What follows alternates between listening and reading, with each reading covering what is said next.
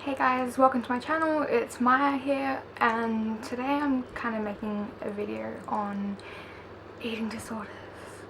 I feel quite awkward. I haven't made one of these in a while, and I always feel reluctant to do so because I feel like people take one look at me and then like thumbs down because, you know, she doesn't have an eating disorder. But hey, yeah, I do. So as you can tell by the title, I haven't really worked it out yet, but this video is gonna be around like behind the scenes of an eating disorder, not in a glamorizing way like society portrays it, but I wanted to put out there what it really means to have an eating disorder, all the physical aspects, everything that goes on, not just the, oh, I want to be anorexic so then they can be thin, because I really hate that perception out there. I really hate that attitude. It is ridiculous. It glorifies something that's really hard, and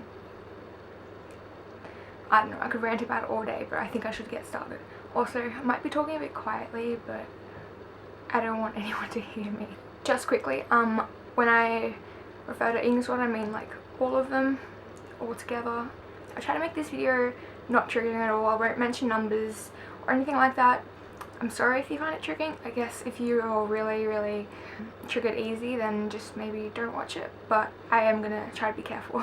So what people don't realize is that it literally consumes 99% of your thoughts. It's not the case all the time, but I'm speaking more directly in regards to when it's getting bad. It's hard to explain, but if you don't have one, you might not really understand, but there are cycles, at least for me, that are less severe. It doesn't consume your thoughts entirely, but then there are cycles like I'm currently in that they literally just take, like the eating disorder thoughts, they take up 99.9% of your thoughts. They dictate your emotions.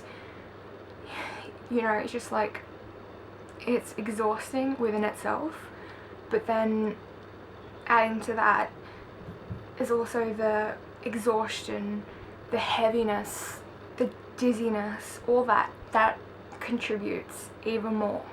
So yeah, as you're already tired, worn down, not necessarily in regards to restricting, but you know, binging and purging has, you know, tired you out completely, or you are in a restricting cycle, you're so affected physically, and the fact that it takes up 99% of your thoughts, it's just, it's so exhausting and it's so consuming. I don't think society or the media really get that. They see, you know, the models on magazines or the people on TV shows. They don't get the whole big picture, that it's more than just about weight. A big thing about eating disorders is control. People might not understand that. The thing with control is you feel like everything in your life is out of control, and then either consciously or subconsciously your mind just grips onto these disordered thoughts and they begin to control your life. It is not a helpful way to deal with your problem. Another thing is deafness. I don't know how common this is, but for me personally, when things get bad, I go deaf in this ear and it just goes on and off, and it's like in the middle of conversations, like my ear will just be going in and out of it, and it's a real big struggle to keep up with conversations and such when that's occurring. Everything becomes a massive effort. It really does. Like I mentioned before, your mentality is consumed, you're physically exhausted, and you quite frankly don't want to move. And with thoughts of eating disorders, that's also difficult to manage because your thoughts are like telling you to stop being lazy, to, you know, exercise. You know, you had that little bit of food, you need to work it off. But then when you do exercise, it's such a big effort. Yeah, also the fact that you can get stuck in this cycle. You can get stuck in this really, really dangerous cycle and you don't know how to get out. People just assume that it's a quick thing to lose weight. That, you know, I'll have an eating disorder for a few weeks to lose this extra few pounds. They don't get that it doesn't just go away when you want it to. Otherwise, no one would have one. It's hell. It's not glamorizing, it's not pretty, it's hell. I guess another thing is that no one seems to be able to see how much it's affecting you. I guess I'm going to relate directly to bulimia here. You can be severely stuck in a bulimic cycle and on the outside you look completely fine. Like, I've been bulimic for a long time and people never really took much notice of it. I looked physically fine, obviously I wasn't underweight or anything. You know, my blood results weren't the best, but as long as I wasn't losing weight and I wasn't restricting, then no one really took notice. And I guess that's something that I really don't like. Not that I wanted attention or anything, but bulimics often want people to see the pain they're in. You know, to have to put so much food in your body only to be desperate to expel it and then to engulf yourself in laxatives, it's a horrible existence. It really is. And people don't necessarily realize how sick you are with it unless you do lose weight, which really does suck. But I guess I'm here to tell you, if your eating disorder is valid, it's serious, and you still need help for it. It doesn't matter what your weight is, what you think your severity of the eating disorder is, but you need help. And don't let other people tell you differently. Don't compare yourself to other people. Everyone struggles with their eating disorder in a different way. I guess one of the last things I wanted to mention were paleness, the chapped lips, hair falling out. Me personally, my hair doesn't fall out because I'm not underweight or anything, but my lips get really, really chapped. I become really, really pale. If I don't wear makeup, people often tell me I look like death, which is always a good compliment. Yeah.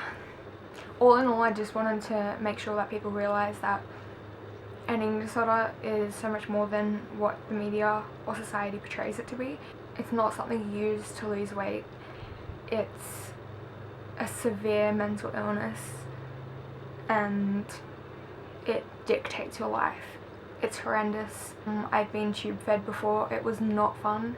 It was freaking awful. And I hope none of you guys get to that point. I hope I don't get back to that point. I really don't know what to say because for me personally things are bad right now and I feel like a hypocrite in all this, but I just wanted to put this out there. I don't really make enough eating disorder videos. I guess just on the last note, you are not your eating disorder. You're so much more than that. It's part of you, but it is not you. And there is definitely hope. If you're able to keep going, push forward, and get the help you desperately need and deserve, then you can definitely overcome this. Just, it's hard, it's hell, and it's not glamorous. Yeah, I really hope I covered some of the stuff. I know there's so much more. I know there's so much more, like the depression and anxiety that come hand in hand with it. I just wanted to make a quick video. I hope that it was somewhat helpful. If there's anything else you'd like to say, just comment below. Leave me suggestions below, future videos. Share it if you like, if you think it's helpful. If you have someone personally struggling with an eating disorder, just support them. I really hope you guys are having an okay day. I hope you guys are doing okay, and I really hope things improve for you. Leave a like, comment, subscribe. Typical YouTuber things to say, but yeah, have a nice day. Hey guys, happy Halloween! I'm just testing this out. This could potentially be my first vlog. Ah.